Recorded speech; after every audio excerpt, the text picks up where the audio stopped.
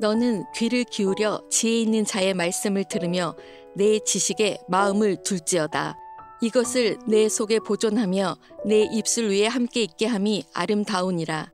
내가 내게 여호와를 의뢰하게 하려 하여 이것을 오늘 특별히 내게 알게 하였노니 내가 모략과 지식의 아름다운 것을 너를 위해 기록하여 내가 진리의 확실한 말씀을 깨닫게 하며 또 너를 보내는 자에게 진리의 말씀으로 회답하려 하려 함이 아니냐. 약한 자를 그가 약하다고 탈취하지 말며 공고한 자를 성문에서 압제하지 말라. 대저 여호와께서 신원하여 주시고 또 그를 노략하는 자의 생명을 빼앗으시리라. 노를 품는 자와 사귀지 말며 울분한 자와 동행하지 말지니 그의 행위를 본받아 내 영혼을 올무에 빠뜨릴까 두려움이니라. 너는 사람과 더불어 손을 잡지 말며 남의 빚에 보증을 서지 말라. 만일 갚을 것이 내게 없으면 내 누운 침상도 빼앗길 것이라. 내가 어찌 그리 하겠느냐. 내 선조가 세운 옛 지계석을 옮기지 말지니라. 내가 자기의 일에 능숙한 사람을 보았느냐. 이러한 사람은 왕 앞에 설 것이요 천한 자 앞에 서지 아니하리라. 할렐루야, 토요일 새벽입니다. 오늘도 새벽 말씀 큐티를 통해서 은혜 충만한 하루 되시기를 바랍니다. 오늘 본문의 시작이 지혜 있는 자의 말씀을 듣고 마음에 두라는 말로 시작하고 있습니다.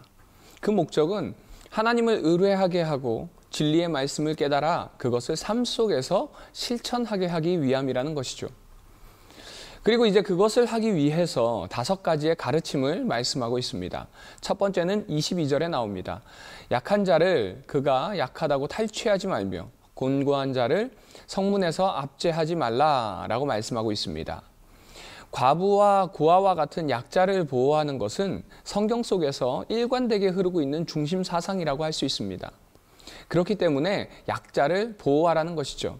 또 이어서 나오는 말씀이 곤고한 자를 성문에서 압제하지 말라라고 말씀하고 있는데 이 말씀은 당시 재판은요, 사람들이 많이 모이는 성문에서 했다고 합니다. 그것은 공정성을 기리기 위해서 그런 것인데 그럼에도 불구하고 이 재판이 공정하지 않을 때가 있었다라는 것이죠. 그 이유는 약자이기 때문에 그랬습니다. 그러기에 압제하지 말라라고 말씀하신 것이죠. 이처럼 하나님의 관심이 약자에게 가득한 것을 우리는 볼 수 있습니다. 이어서 두 번째로 24절은 이렇게 말씀하고 있습니다. 노를 품는 자와 사귀지 말며 울분한 자와 동행하지 말지니. 우리가 세상을 살아갈 때 혼자서 살아갈 수는 없습니다. 이웃과 더불어 살아가야 하고요. 사람들과 함께 어울려서 살아가야 합니다. 그런데 그렇게 어울려 살아가는 과정에서 어울릴 사람을 잘 선택해야 한다고 말씀하고 있는 것이죠. 오늘 말씀을 보면 노를 품는 사람이나 울분한 사람, 그런 사람들을 가까이 하게 되면요, 결국에는 우리의 영혼에 치명적인 해를 끼치게 된다는 것입니다. 셋째는 26절에 나옵니다. 너는 사람과 더불어 손을 잡지 말며 남의 빛에 보증을 서지 말라라고 말씀하고 있습니다.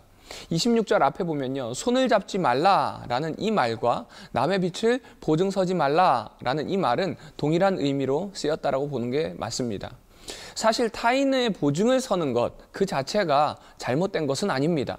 하지만 이 보증은 타인의 빛을 자신이 책임지겠다는 의사표시인 만큼 깊이 고려하고 신중해서 처신해야 한다는 것입니다.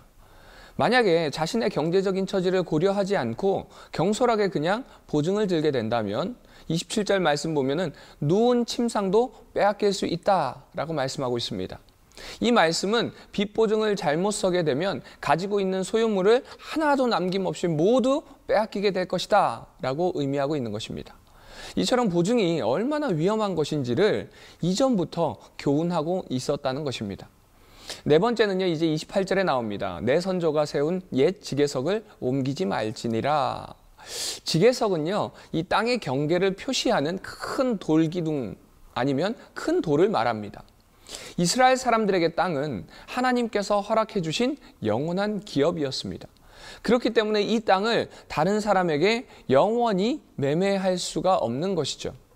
그런데 이 지계석을 옮기는 행위는 결국 재산을 침해하는 일일 뿐만이 아니라 더 나아가서 하나님의 주권에 도전하는 중대한 죄였다는 것입니다. 마지막으로 5번째는 이제 29절에 나옵니다. 내가 자기 일에 능숙한 사람을 보았느냐? 이러한 사람은 왕 앞에 설 것이요 천한 자 앞에 서지 아니하리라 라고 말씀하고 있습니다.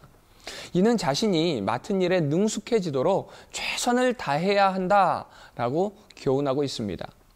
남들이 알아주건 안 알아주건 자기 할 일을 열심히 해서 능숙한 경지에 이르게 되면은 주위의 사람들에게도 인정을 받고 결국 왕 앞에까지 서게 된다는 것입니다.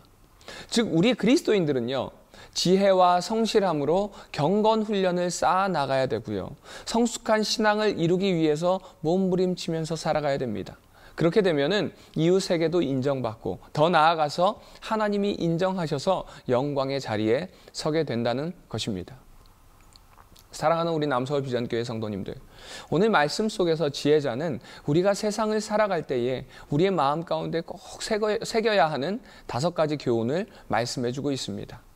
오늘 하루 살아갈 때에 이 5가지 교훈을 마음에 새기시고, 마음에 새기는 것으로 끝나는 것이 아니라 삶 속에서 실천하셔서 사람들에게 인정받고 하나님께 영광을 올려드리는 아름다운 믿음의 사람들 다 되시기를 주님의 이름으로 축원드립니다.